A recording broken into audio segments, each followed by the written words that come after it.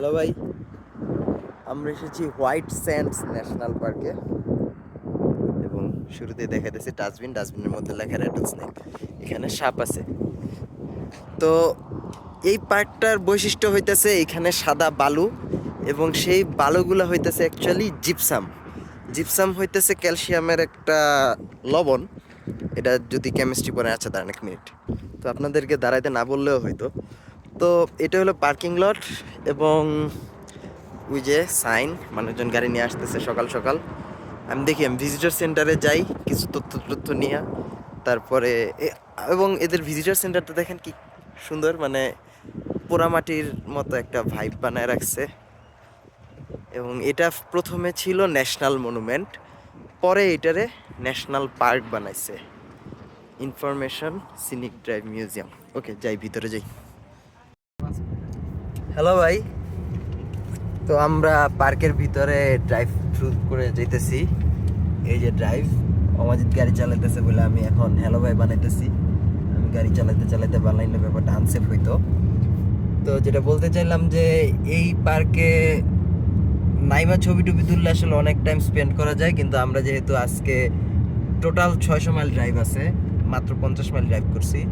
So আরও 550 mile যাইতে হবে। 550 মাইল মানে প্রায় 1000 কিলোমিটার, মানে 600 মাইল হলে 1000, প্রায় 620 মাইল 1000 কিলোমিটার, তার মানে আপনার টেকনাফ থেকে তেঁতুলিয়া। সো মোটামুটি ওই পরিমাণ ড্রাইভ যেহেতু আছে, আমরা তাই এই পার্কে বেশি টাইম স্পেন্ড করব না। এবং এই যে দেখেন আমি চশমা পরে নিছি, কানার মতো লাগতেছে। তার মেইন কারণ হইতেছে যে এই হোয়াইট স্যান্ডে রোদের রিফ্লেকশনটা খুব বেশি আসে, সামনে অ্যাপারেন্টলি চোখ ঝলসায় যাবে। এবং হ্যাঁ, এটা হলো পার্কের একমাত্র সিনিক ড্রাইভ।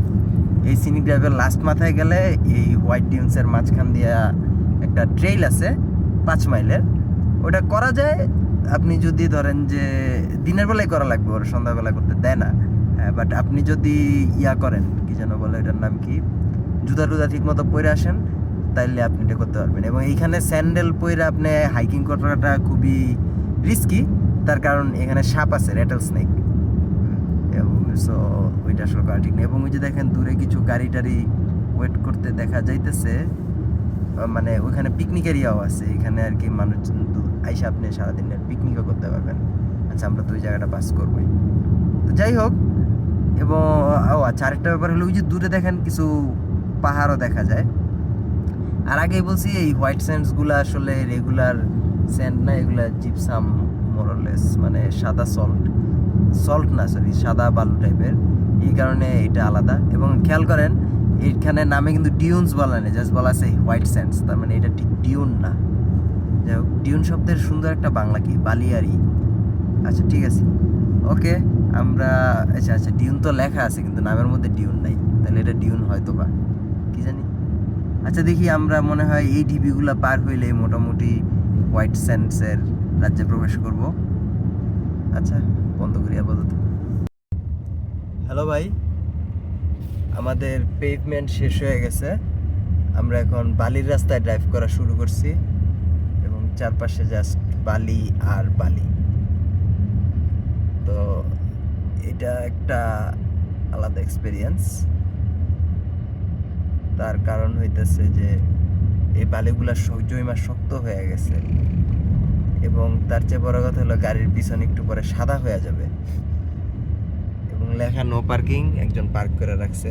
বাট আমরা যেহেতু আর কি পুলিশের কাছে এখন ধরায় দেওয়া নিয়ে খুব একটা ইন্টারেস্টেড না, তাই আসলে ন্যাশনাল পার্কে এরকম হয়, এই কারণে খুবই সাবধানে ড্রাইভ করা লাগে এবং স্পিড লিমিট অনেক কম থাকে। আচ্ছা, আমি একটু জুম আউট করলে কি ভালো দেখায়, চারপাশে জাস্ট সাদা বালু আর বালু। আচ্ছা কি, চেক করে নিলাম ফিল্টার অন করা আছে নাকি।